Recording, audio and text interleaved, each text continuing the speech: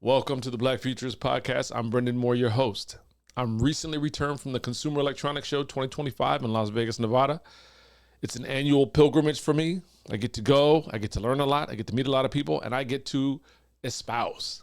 I spend the whole year reading, learning. And then I'm able to go to CES and get there early and learn more. And then I'm paired with groups of executives to talk about how what we're seeing and what we're not seeing in innovation this particular year will impact their business. How will their customers be moved? And that's a big deal. So I really enjoy the ability to learn a ton, to see some of the future, and to discuss innovation with people whose entire career is based around bringing something new to the marketplace and moving us forward. So stay tuned. This episode will be a lot of fun, and welcome back to the Black Futurist Podcast.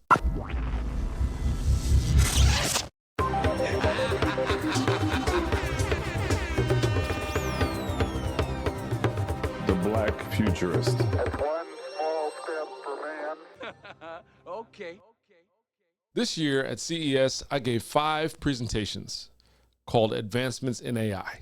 As is often the case, what we see and talk about at CES may hit the market in the calendar year, may never hit the market, somewhere in between. So oftentimes things that we've talked about a year or two ago are things that may just be actually coming to fruition in this calendar year, either at the show or in the marketplace. So let's go back 2 years ago and talk about the AI conversation then. The big key word then was generative AI. And it's something that is so commonplace now that you've all heard it, no matter where you are in life and what you do career-wise, you've heard of generative AI. What is generative AI? It's when something doesn't exist and you're asking your AI tool to make it exist. So the simplest example is large language models, and you all know ChatGPT.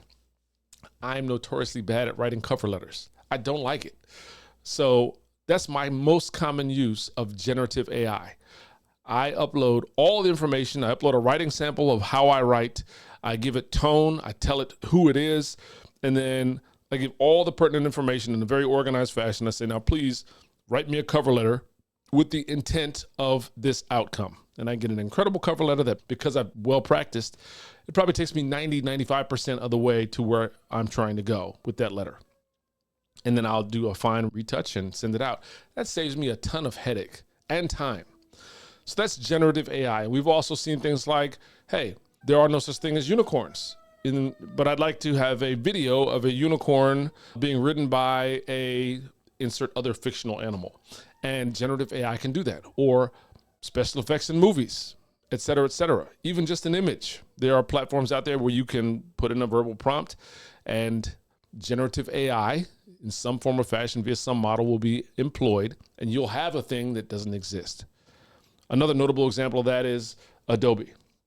So Adobe 2 years ago started releasing in beta for Premiere Pro, Photoshop, Illustrator, and After Effects, their generative AI component, which has been trained on all the drawings and all the images and all the movies that we've uploaded over years. And I've used it in very cool ways. So if the framing of a picture doesn't contain enough border territory for what I need to edit, I can ask generative AI to extend this picture. Or if my video begins at a certain frame and I need, a few seconds before that, I can ask generative AI via Adobe to give me 2 seconds before my video begins. Just kind of interpolate from what you see, what we should see 2 seconds before I press the button. And that stuff is incredible. I don't care how commonplace the conversation has become, that's still really incredible. Go forward 1 year. We started talking about the next key term in AI, which was deterministic AI. And that is more about pattern recognition. That's saying, hey, in all of recorded history, we have seen these patterns and we've diagnosed them to mean these things. So I'm going to upload a ton of that data to you, AI model, and I want you to determine what I'm seeing. Determine, am I seeing a dog? Am I seeing a cat? Make a determination for me of what's in this image, or make a determination for me of how many jelly beans are in this container based on all the information you've ever known. And it's wildly accurate.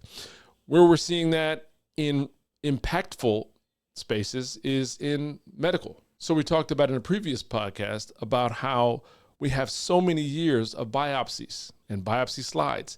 And over those decades and decades and decades, highly trained professionals are able to look at the slide and say, yes, this is or is not a cancer cell.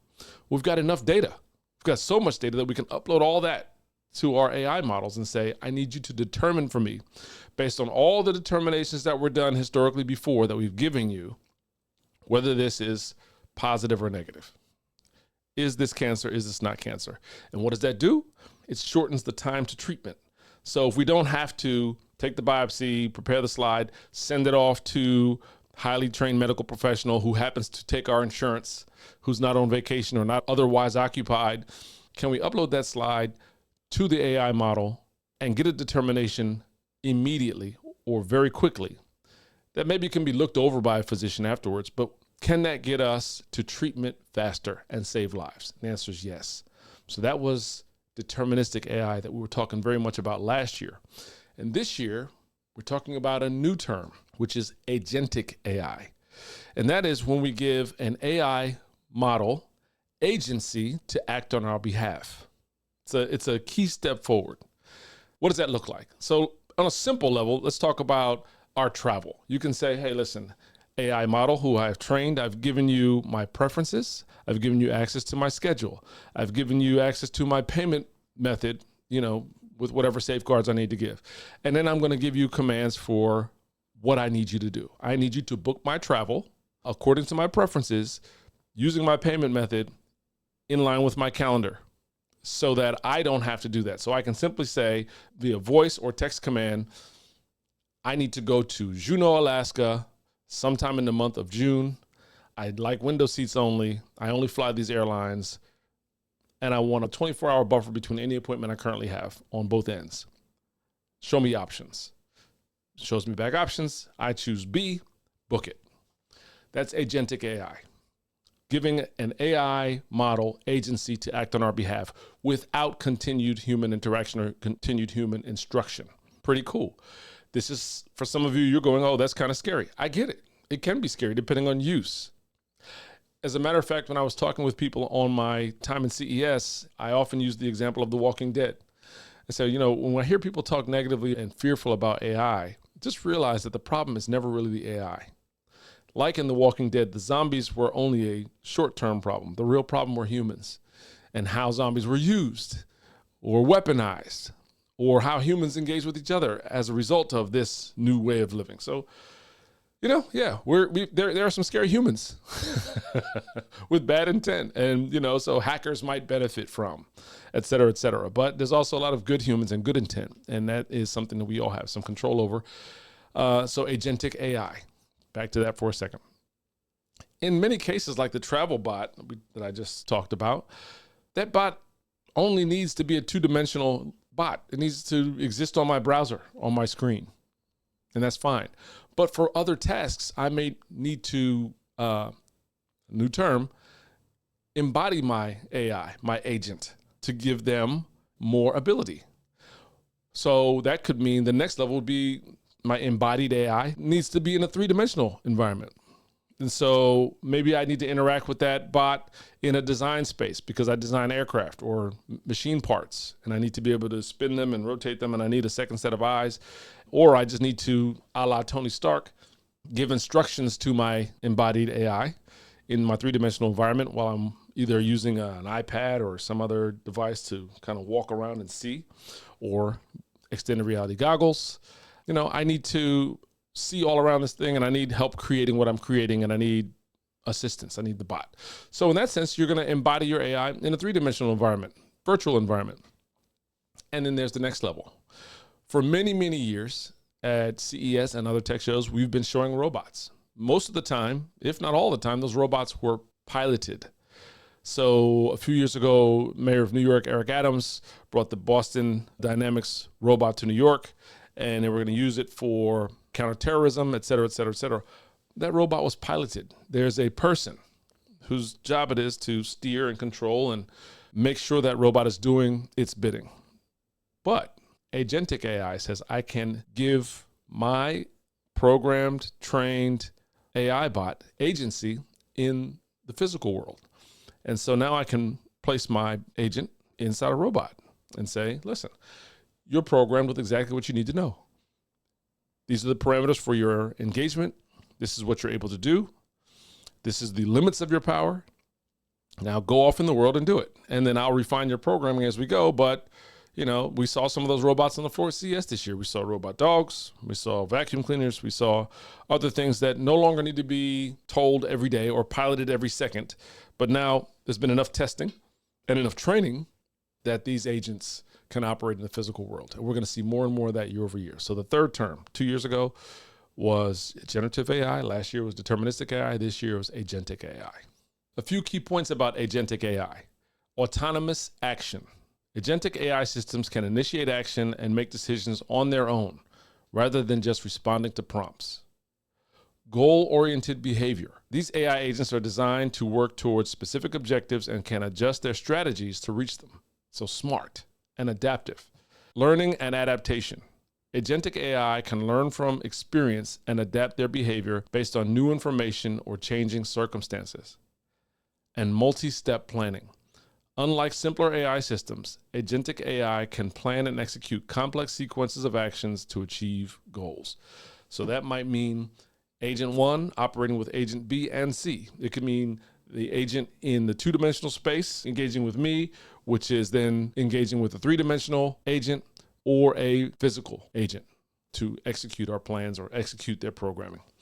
Once again, some of you are saying that's pretty scary. And I might agree, but we'll see. We'll see what humans do. Now, I know I focused on AI for the most of my time at CES, and pretty much any company showing their wares had to put AI somewhere in print on their booth, because who wants to be left behind when the trend of the year is discussing the biggest investment potential in tech that we've seen in decades? All right, you had to say it in order to even be seen or heard. You had to keep the attention of the audience. That doesn't mean, though, that the key terms and the hot terms from previous years weren't relevant.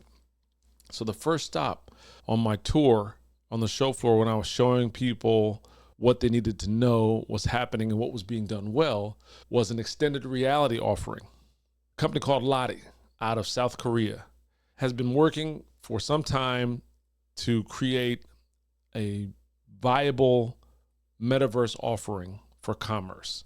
And they have continued to show their wares and move things forward with their Caliverse offering.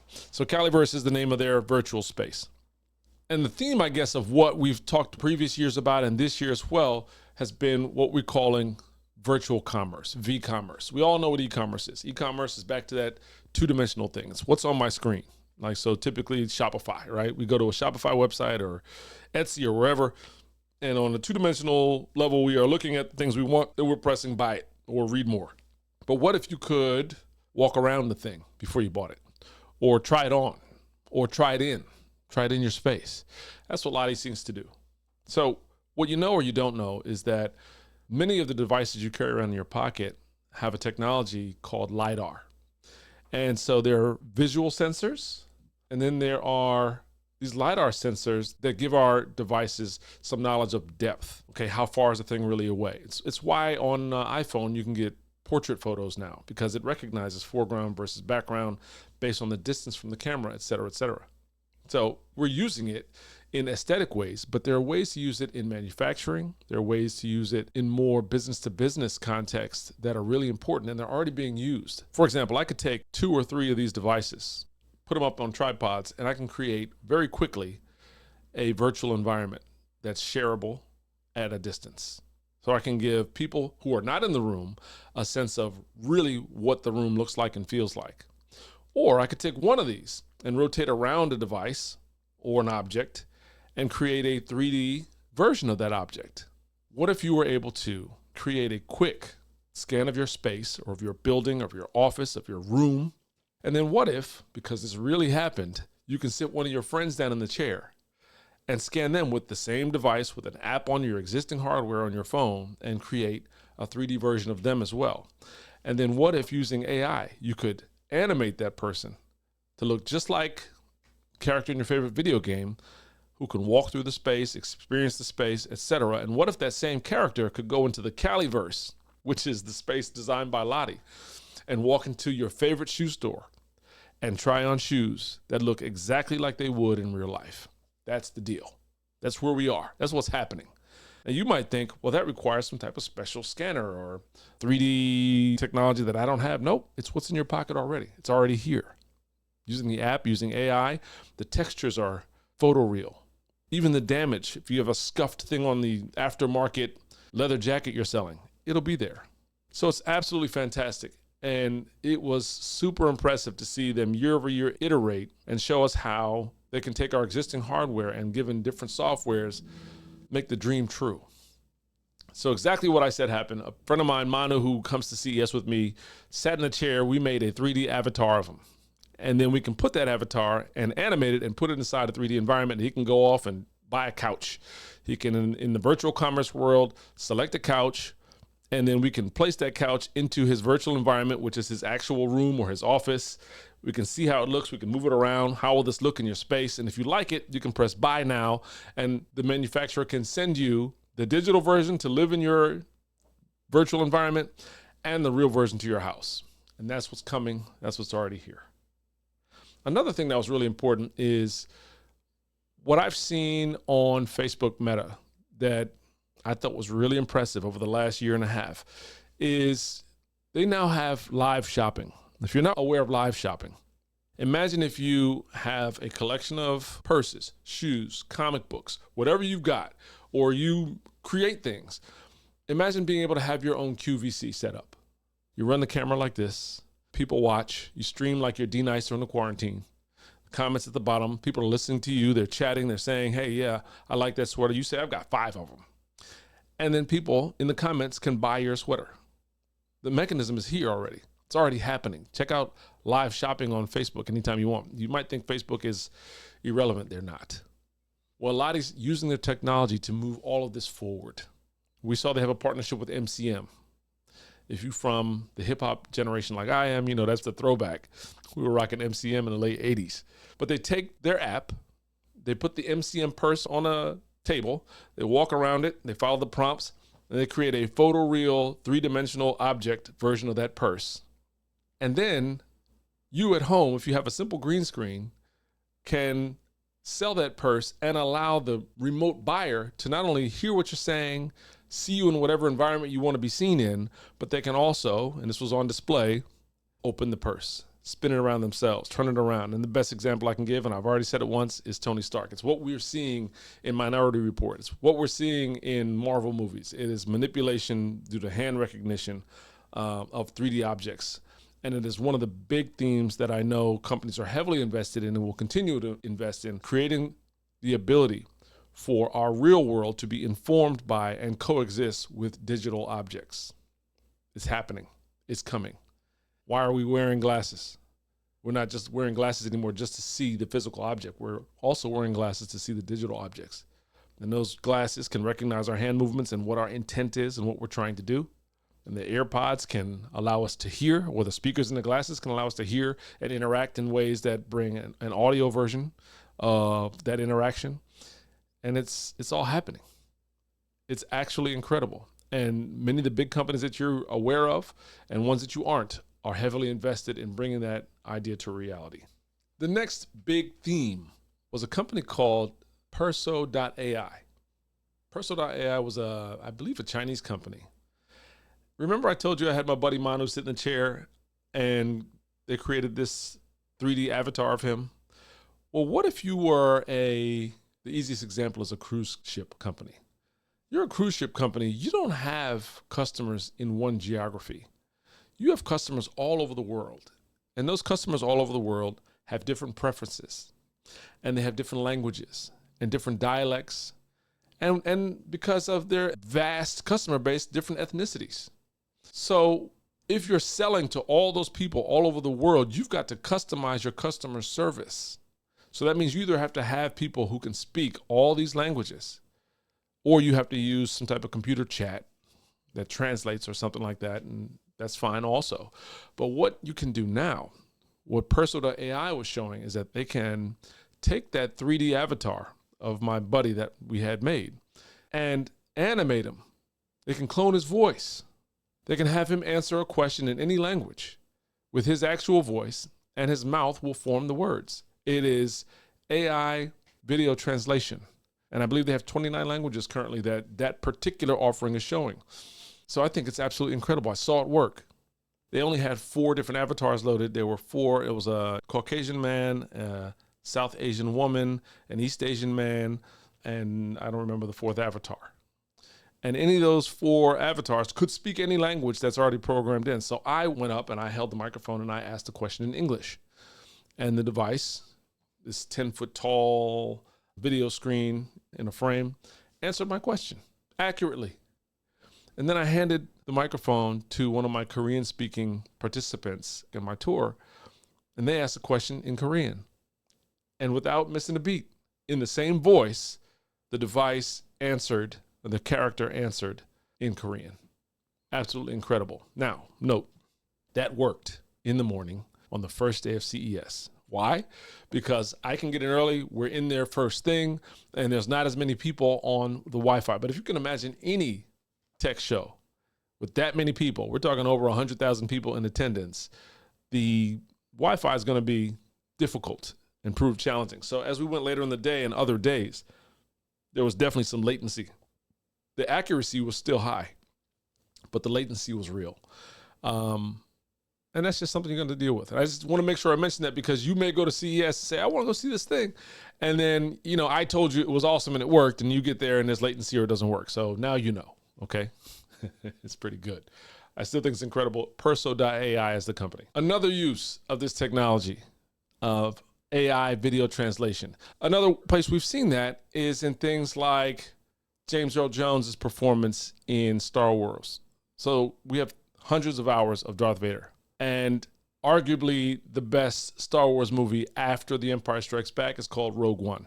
However, I enjoyed the movie. There were parts of it I didn't like, especially the sound of aging 80-something-year-old James Earl Jones's voice as Darth Vader.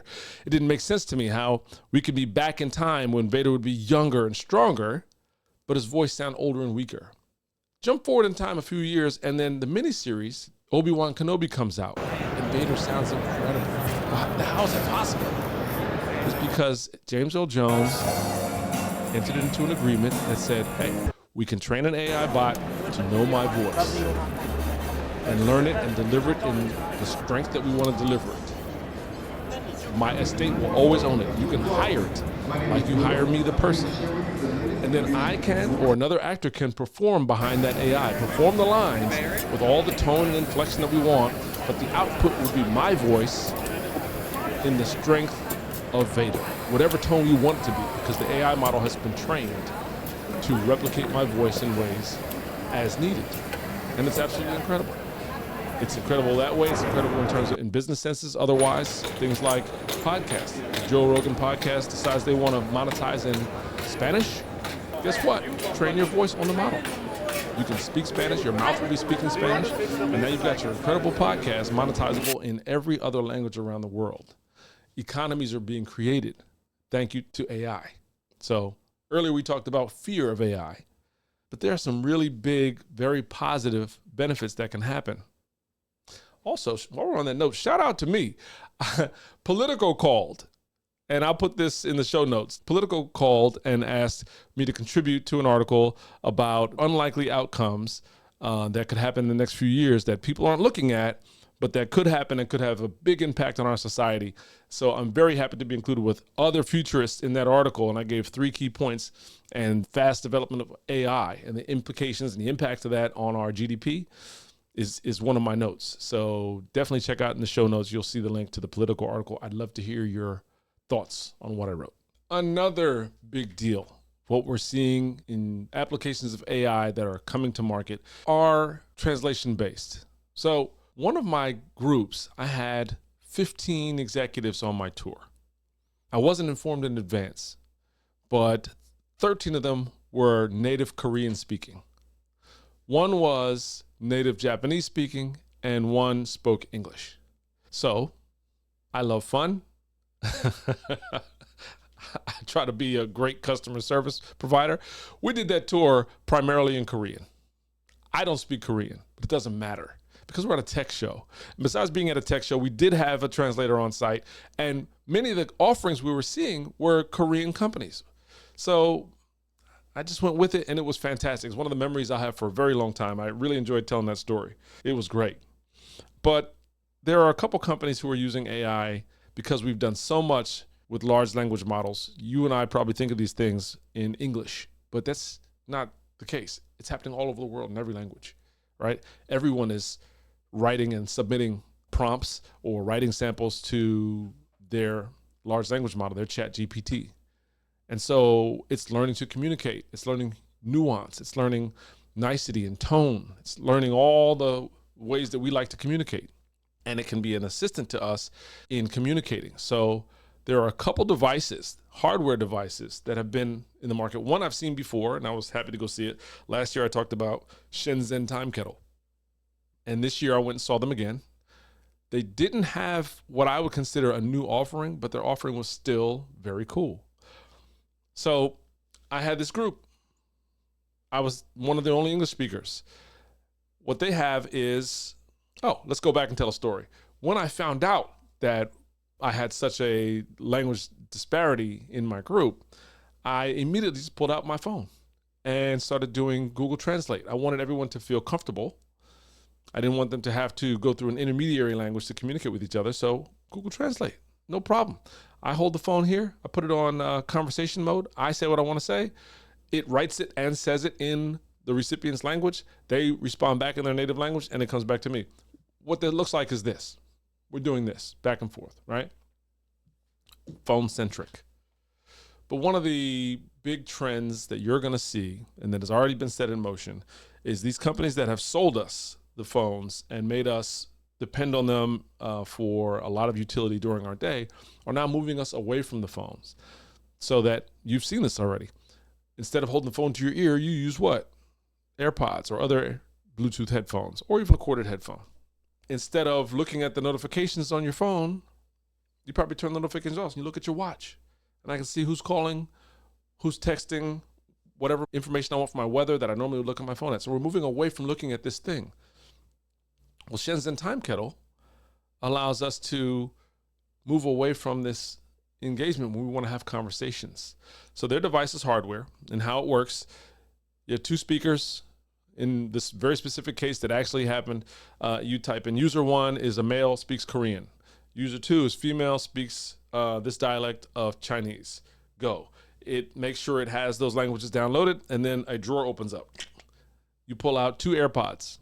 You give user 1 their AirPod, you take user 2, you put yours in, and then you begin to have a conversation. And very much like, as I described the Plaud.ai kiosk, in the morning it worked well. It is, according to both of my participants, the translation was very good, perfect.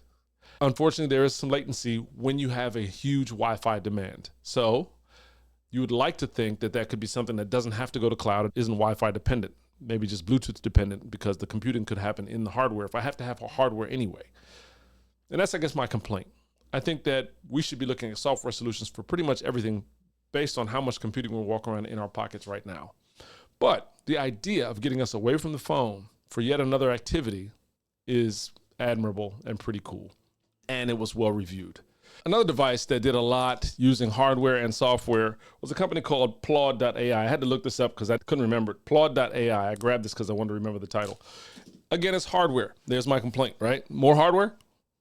But what this thing does is it attaches via magnet to the back of your phone, and it is a standalone battery-operated recorder and translator that has an app.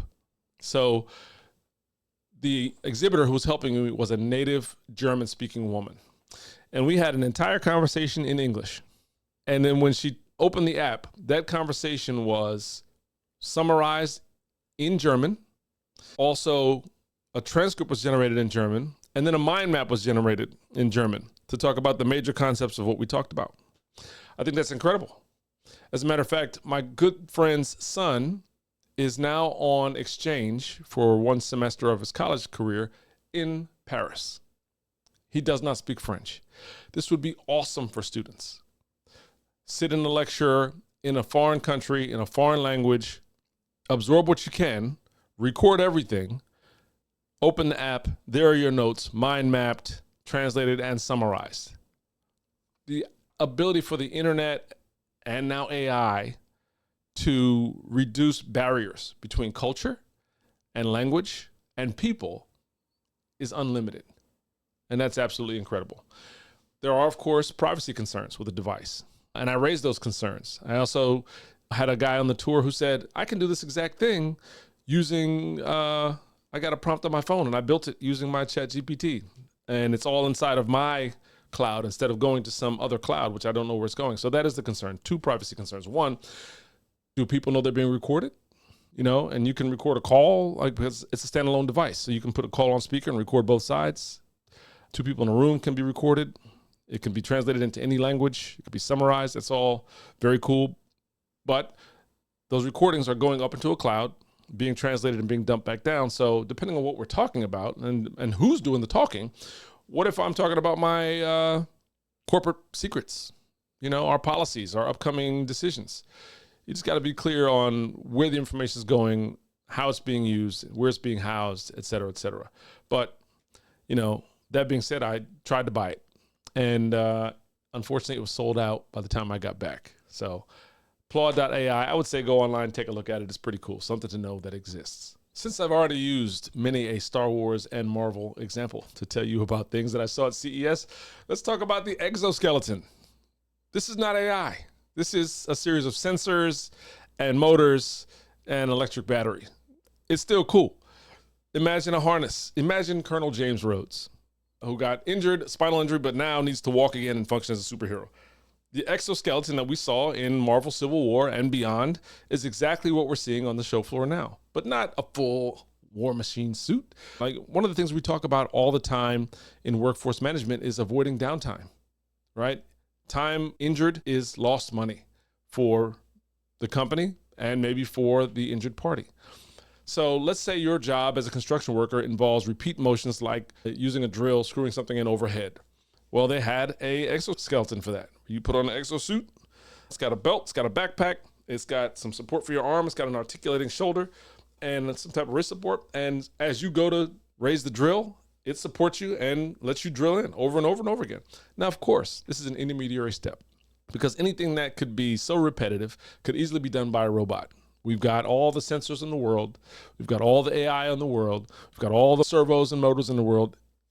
But for now, in the meantime, we can now protect people from, let's call them red postures that are known to create a high outcome of injury using exoskeletons. And what they were doing on the demonstration floor was putting people in the suit with straps around their waist and around their thighs and then, you know, kind of a backpack. And they had straps that come down your arm. And they had people deadlifting. So they had a weight on the floor, let's call it 100 pounds, and they had people deadlifting 100 pounds. And everybody I talked to said, yeah, this is so much easier than it should be because they were getting robotic help. So that's coming. And it's something that we've ideated about and we've talked about, we've seen in science fiction, but now it's here. Let's talk about glasses. Earlier, I mentioned the movement to get us away from our phones and centering around our phones. And we talked about AirPods, we talked about watches and other wearables. And now we're talking about glasses, because how else are you going to see the items in the digital space that are informing your physical space? And I told you, that's a huge move. That's here, that's coming. So the glasses are everywhere. Unfortunately, most of them look like very chunky Buddy Holly looking frames that all have to be tethered currently. And the biggest of them all is the Apple Vision Pro, which is a full-on helmet, right? And it's still tethered, right? So we've seen what that can do. Either you've done the demo, you've seen the video, or someone has told you what it can do. And it's pretty cool. But do I want to wear that full helmet? Right? I can't get half of you to wear bike helmets. You're going to wear this thing? And that price tag is $3,500. Well, there's another company that, it says 5 or 6 companies that are all doing these glasses. But there's one that I like. And there's one that I went and saw them last year. And then I got to go and meet with one of their executives and just talk about, I have a baseline of understanding of what you did last year. What's the delta? What are we seeing different? The name of that company is XReal. And X-Real has a new pair of glasses coming out, the X-Real 1 Pro. They all have their own chip. They don't require battery, so there's no battery life concerns. And all the computing is handled in the glasses now, so the load is not on your device. It's basically like you can plug it into anything that has a USB-C, plug it into your game device, plug it into your phone, plug it into your laptop, plug it into your car, and you're going to get abilities unlocked. You're going to be able to see through them, so you can see the physical world, and you have toggles for that to say how transparent do I want the glasses to be. But then you can place things in your physical environment. For example, 88-inch screen that doesn't exist in the real world. I can watch a movie over here. I can put my text messages over here. I can put my my music playlist on the ceiling. And so now I'm in my actual native environment, but I'm able to interact with these things. Now they have a couple different models. Some of them do different things. Some of them have hand recognition that is superior. Some of them are much more for entertainment and just seeing. But I am definitely interested in X-Real and this X-Real 1 Pro glass. It launches next month. The price tag is somewhere around $500. It does very much of what the Apple Vision Pros do, but the Apple Vision Pro are $3,500. The X-Real glasses are also agnostic for operating system, which means you can use them on Apple, you can use them on Android, you can use them on OS X, you can use it on Windows, you could use it on Sony PlayStation, you can use it everywhere. So that's pretty cool. And while we're talking about glasses and talking about getting away from centering around the phone, let's talk about one of my favorite companies that is very much invested in this idea of creating an integrated life where things in our physical space and things in our digital space are both at our experience, and that's Sony.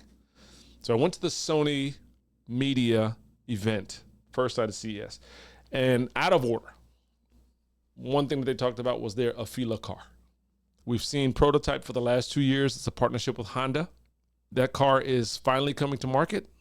I say finally like it's been a long time. That's not a long time for developing a next generation automobile that has auto drive, Sony entertainment all around, and is a full on, actual car.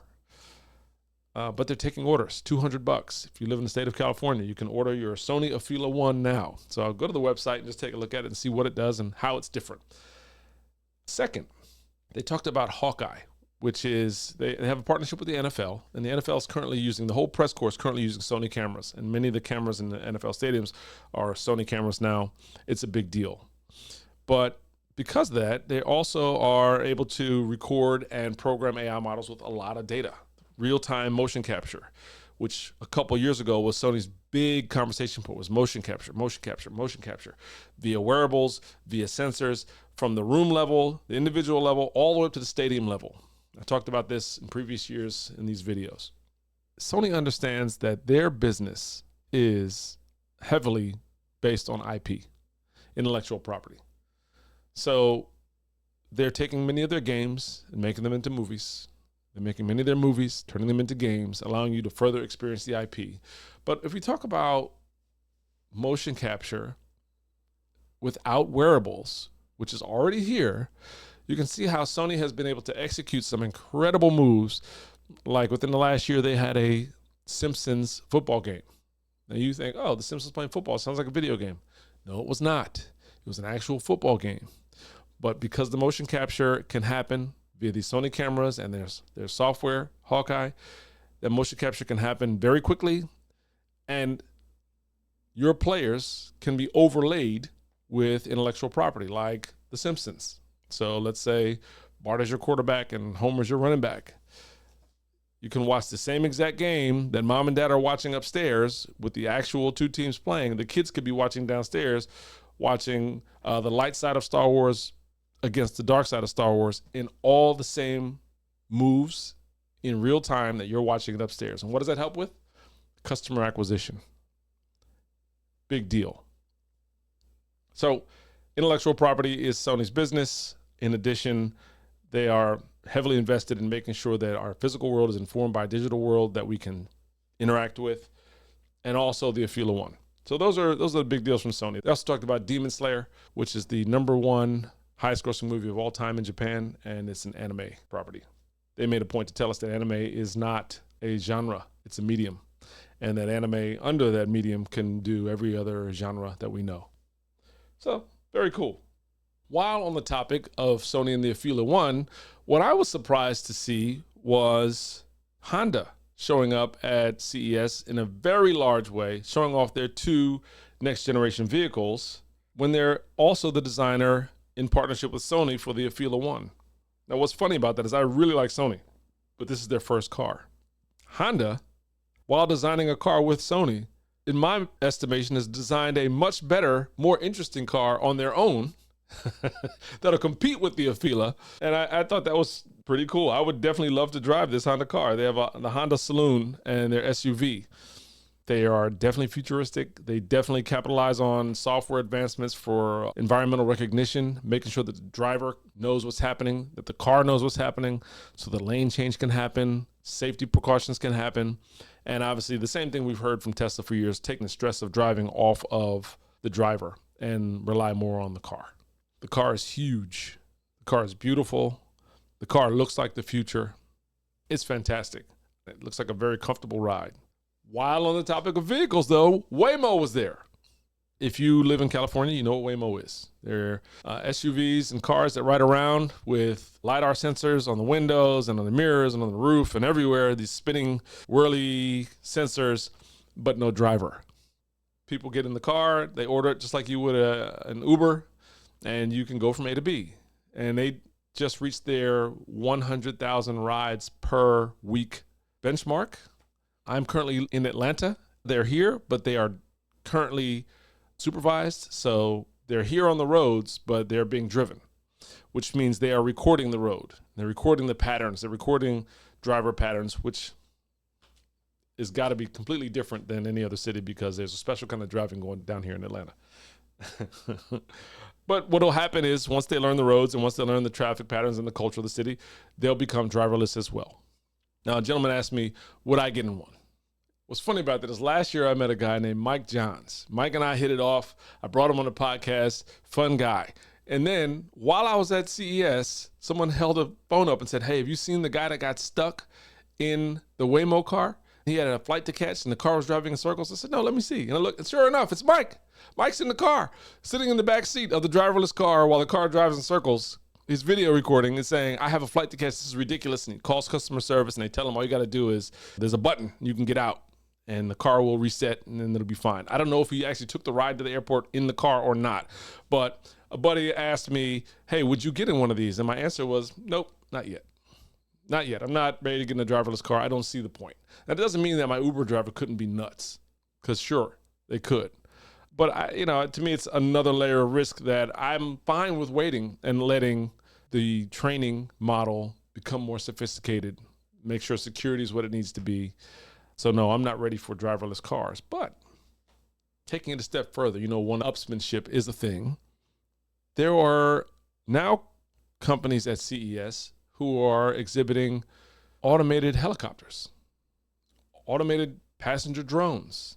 There was a company there, a Korean company that showed up, and they have a Cybertruck looking vehicle. You press a button and out comes a helicopter that's folded up, drone. I don't know how to fly a helicopter, but they're trying to democratize flight for everyone. So basically, just like you do with your Tesla with full auto drive, you press, this is my destination. This is where I'm trying to go. And this electric drone helicopter will fly you to where you want to go. Is it concept or is it real or is it both? I don't know. If you've ever driven in a Tesla full auto drive, we're there already. We can get from A to B. It's got to keep your hand on the steering wheel. And I would actually guess that it's probably maybe even safer in some regards to fly autonomous helicopter than it is autonomous car. Much less traffic, much less human engagement. However, seatbelts are real and airbags are real. And I don't know if either of those things are going to save you in a helicopter problem. Also of interest in vehicles, right? Of course, automation, vehicles, robotics equals warehousing, okay? If you don't know, you don't spend any time in warehouses, companies are heavily invested and already engaged in creating incredible efficiencies in warehouses, and that is very much robotics and AI. There's not a whole lot of human safety to consider. All you got to do is move the product. You got to be efficient. How can we make it so that what's ordered is made available quickly, safely and can be easily ushered out of our warehouse. And that doesn't mean that there's people pushing carts anymore or driving forklifts. It means robotics is the deal. And that auto driving that we've been having so much trouble with getting on the road, that full auto drive that's been a challenge for cars, is because there's humans on the road. But when there's no humans, you have way less issue. And plus the environment doesn't change. The warehouse is the warehouse is the warehouse. Every sensor knows where everything is. And so just be aware that that's here. It's interesting. Security and the efficiency of moving pallets, et cetera, is a very AI and robotics centric venture. And companies like Hyundai are definitely on the forefront of that. And while those companies like Hyundai are pioneering all that autonomous driving indoors in closed environments, and all the software companies are working on getting their model for autonomous driving to market, we also see in agriculture, it's a big deal. So we know John Deere has been for years taking their tractors and saying, hey, these things can now be piloted from a distance, or AI can pilot them. They're satellite informed, and we can use AI to determine how to maximize our harvest based on every bit of information we can plug in, from weather reports to everything. Many companies are getting involved in the same. And I walked by one company. They were showing like, hey, we do spraying in vineyards and things, and we have these autonomous haulers that move around. I got a glimpse of tomorrow. It was so clear to me. This is how we colonize Mars. This is it. Never mind what you saw. Never mind what every science fiction property said before about, the number of astronauts we'll send up and then they'll drive the tractor or they'll build the dome and build a garden inside the dome. No. The robots. The AI will do it. You will send fewer humans up to Mars. You will deploy the robots. And by the time harvest has come, you can send people. They can take the 9-month journey off to Mars. That's it. But why risk human life when you can simply test the machinery here on Earth, figure out how to ship it, which is already being done. SpaceX is flying and crashing stuff all over the place. If you saw that last week, there was some debris that came down. And you just send the stuff to Mars. And you grow what you want to grow. Or you learn what you want to learn. You practice what you want to practice. But we're practicing here on Earth for how we will colonize other terrains. Underwater, on Earth, on other planets, etc. That's where we're going. And it's on display. Another thing in that category is Caterpillar. And this is a little maybe off track, but Caterpillar had a huge earth mover there. And what they'd done to that earth mover was gutted the diesel engine and replaced it with a diesel and electric hybrid. So I guess they were just trying to say, we can't do this. It's a one of one.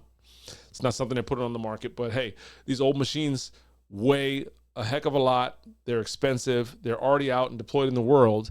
They don't have to die when the old diesel dies. We don't have to replace it with the same. We can do something different. And I'm assuming they're saying something better.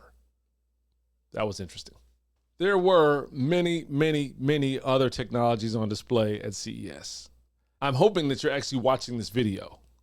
I mean, the sound of my voice is always fun, but I'm definitely trying to show you as much of what I'm talking about and what I'm not talking about in the video. So if you are not watching this video, take a head over to Spotify or over to YouTube for the Black Futurist and make sure you watch some of this.